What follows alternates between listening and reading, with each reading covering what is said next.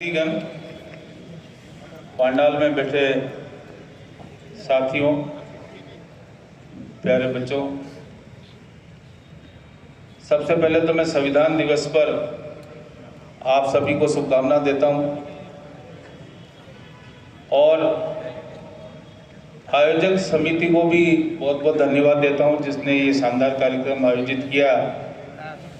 चूँकि इस कार्यक्रम के आयोजन में मेरी भी भागीदारी रही है और एक तरह से मैं भी मेज़बान की हैसियत से यहाँ हूँ, तो मैं झीलों की नगरी उदयपुर में और मेवाड़ और वागड़ की वीर भूमि पर आगंतुक हमारे जो मेहमान हैं, आप सभी का स्वागत करता हूँ। अभी पूर्व वक्ताओं ने बहुत अच्छी बातें बताई।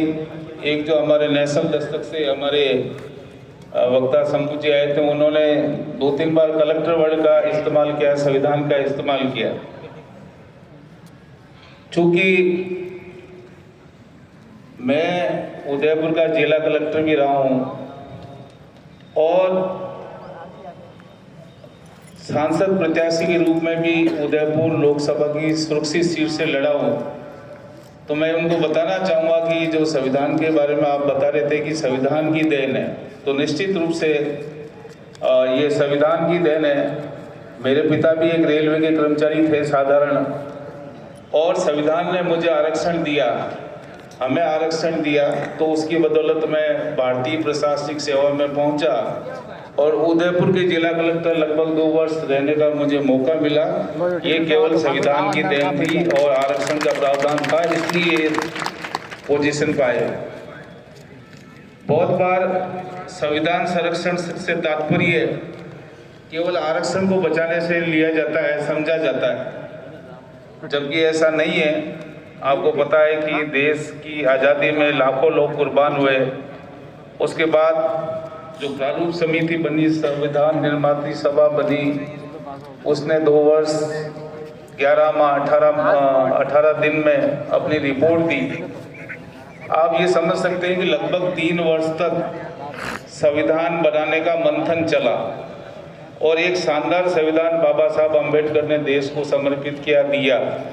आप सभी जानते हैं कि दुनिया के देशों में जो भारत का लोकतंत्र है वो एक सफल लोकतंत्र की कैटेगरी में आता है और दुनिया में अच्छे लोकतंत्र, अच्छे देशों में हमारा देश शुमार है।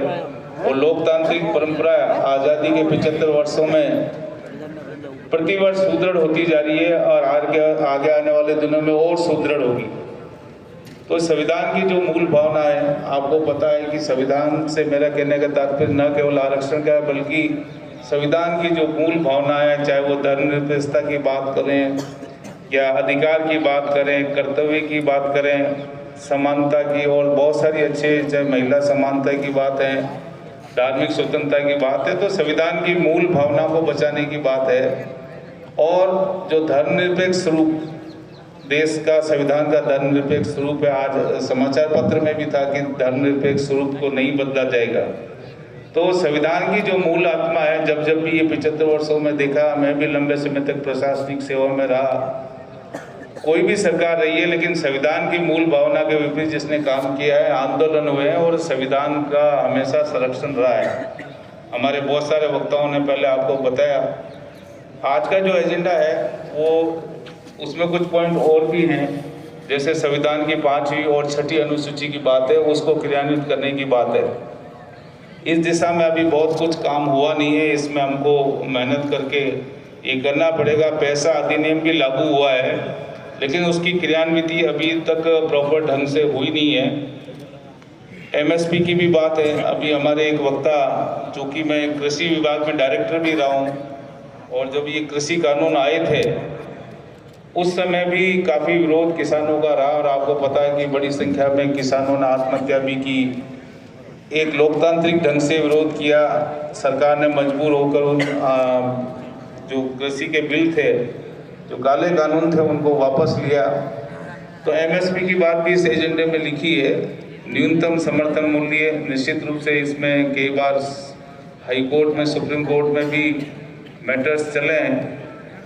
तो ये पूरे देश में अगर एमएसपी लागू होती है तो इसके लिए भी हमको कोशिश करनी चाहिए, क्योंकि बहुत कम मात्रा में एमएसपी पर परचेजिंग होती है। तो मेरे वक्ता और भी बहुत हैं, बहुत सारी बातें इसमें लिखी आज के एजेंडे में चर्चा होगी। मैं पुनः आप सभी का धन्यवाद देता हूं और मैं आशा करता हूं कि इतने दूर दूर से हमारे अच्छे वक्ता आए हैं तो सभी एकाग्र होकर उनको सुनेंगे। मैं पुनः आप सभी का आभार धन्यवाद देता हूं। जय हिंद।